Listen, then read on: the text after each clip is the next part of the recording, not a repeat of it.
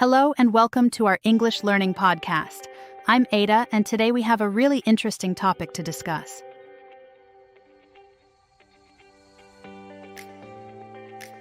Hi everyone, I'm Jake. Today we're talking about food, cooking, and cultural cuisines. It's a tasty topic full of useful English expressions. Absolutely, Jake. Learning about food is fun and important because we use these words every day. Plus, it helps us connect with different cultures. So let's start with some key vocabulary. Words like recipe, ingredient, and seasoning are very common in cooking.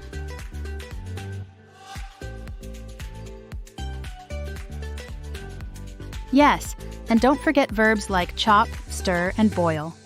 For example, you might say, I chopped the onions before adding them to the soup. That's right, Ada. These words are easy to use and will help you talk about cooking clearly and confidently in English.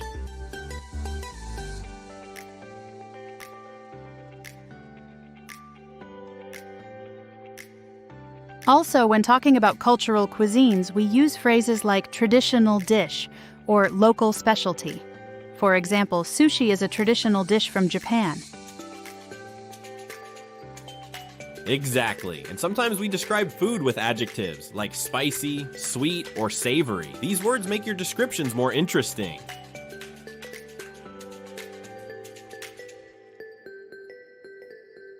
You might say, this curry is very spicy, or the cake is sweet and delicious. These are good ways to share your opinion about food. Another useful tip is understanding cultural cooking habits. For example, people in Italy love pasta, while in Mexico, spicy food is very popular.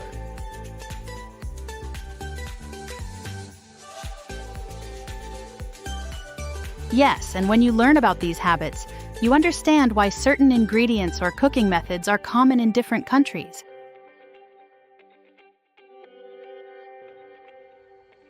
One common mistake learners make is confusing dessert and desert. Remember, dessert is the sweet food after a meal, and desert is a dry, hot place. Good point, Jake. Also, many people struggle with pronunciation of food names like quinoa or gyro.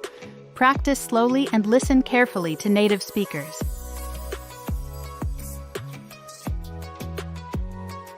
And don't forget to pay attention to intonation when you describe food. Your tone can show if you really like something or if you find it too spicy or salty.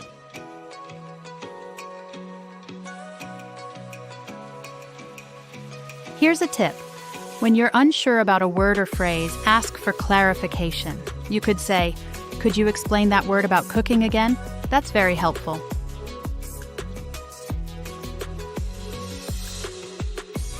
Let's think about this. Have you ever tried to explain a recipe to someone in English? It's a great way to practice cooking vocabulary and speaking skills at the same time.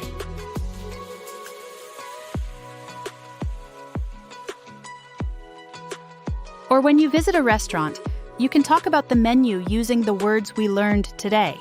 It's practical and helps you remember better.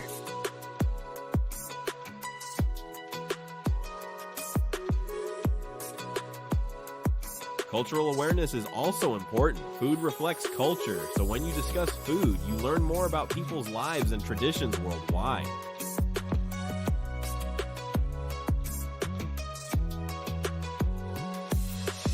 Exactly. To sum up, focus on vocabulary, pronunciation, cultural context, and don't hesitate to ask for help when learning.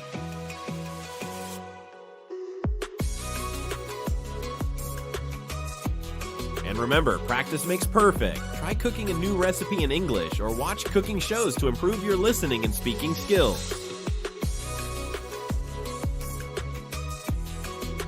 Keep exploring food topics and enjoy the learning process.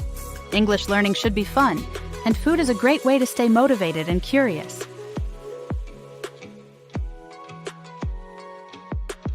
Thanks for listening, everyone. Don't forget to practice, subscribe to our channel, and join us next time for more helpful English lessons. See you.